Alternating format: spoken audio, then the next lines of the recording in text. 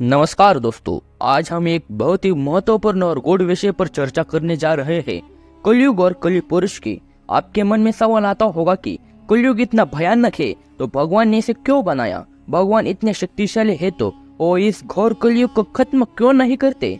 चलिए हम इस वीडियो में हम इन प्रश्नों के उत्तर ढूंढने का प्रयास करेंगे। हम वेद, पुराण और अन्य शास्त्रीय ग्रंथों के आधार पर यह समझने की कोशिश करेंगे कि कलयुग का उद्देश्य क्या है और भगवान ने इसे सृजित क्यों किया। हमारे धर्म ग्रंथों के अनुसार समय को चारों युगों में विभाजित किया गया है।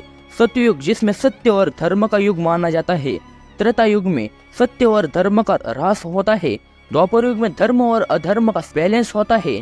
कलयुग में अधर्म अपने चरम पर होता है। इन चार युगों का एक चक्र पूरा होने के बाद फिर से एक नया चक्र शुरू होता है। कलयुग में अधर्म, अज्ञानता और पाप की अधिकता होती है। यह युग मानवता के लिए सबसे कठिन माना जाता है, जिसमें लोगों में स्वार्थ, लोभ और ईर्ष्या का प्रकोप बढ़ जाता है। भगवान ने संसार को कर्म के सिद्धांत के आधार पर बनाया है। हर जीव अपने कर्मों का फल भोगता है। कलयुग में जीवों को कर्म का फल मिलना जरूरी है। यह न्याय का सिद्धांत है। जो लोग सतयुग, त्रेतायुग और द्वापर युग में गलतियां करते हैं ना, उन्हें कलयुग में अपने कर्मों का परिणाम भुगताना पड़ता है। कलयुग में विज्ञान, तकनीक और ज्ञान का प्रसार बहुत तेजी से होता है। इससे मानवता के विकास में महत्वपूर्ण योगदान मिलता है। यह युग समाज को नई ऊंचाई तक पहुंचाने में मदद करता है।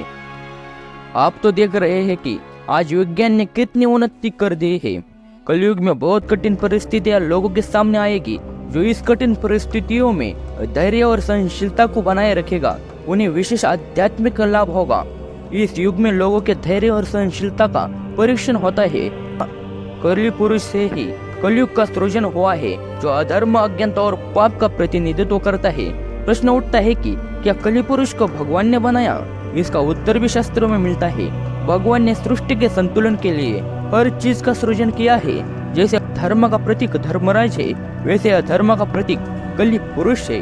कलि पुरुष को इसलिए बनाया है कि अधर्म और पाप का भी संतुलन बनाए रखे। इनके बिना लोगों को धर्म का महत्व नहीं हो सकता। लोग सही धर्म की पहचान ही नहीं कर पाएंगे।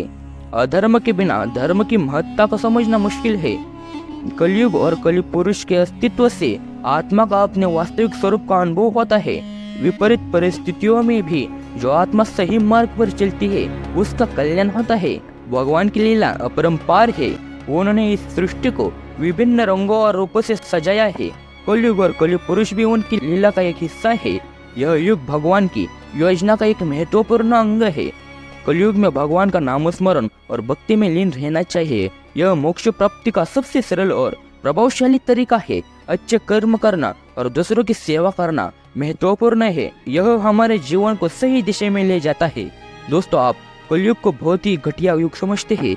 आसपास जो अधर्म चल रहा है, इसे देखकर आप घबराते हैं। कलयुग के बारे में विचार करना छोड़ दीजिए, क्योंकि कलयुग भी भगवान की एक रचना ही है। यह युग आत्मा के परीक्षण के लिए बनाया गया है। कलयुग कितना भी भयानक क्यों ना हो, उसके बारे में सोचने से बेहतर है भगवान का नाम स्मरण करो, क्योंकि कलयुग में भगवान का नाम ही हमारी नैया डुबाने से बचाएगा।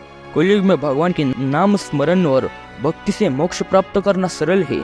हमें इस युग में सही मार्ग पर चलने का प्रयास करना चाहिए और अपने कर्मों का ध्यान रखना चाहिए। इस प्रकार कलयुग का अपना एक महत्वपूर्ण उद्देश्य है और इसे समझना और स्वीकार करना हमें अपने जीवन को सही दिशा में ले जाने में मदद करेगा। दोस्तों, आज का यह वीडियो आपको कैसा लगा, कमेंट बॉक्स में जरूर बताइए। वीडियो पसंद आया हो तो वीडियो को लाइक और शेयर अवश्य करिए और हमारे चैनल को सब्सक्राइब अवश्य करिए।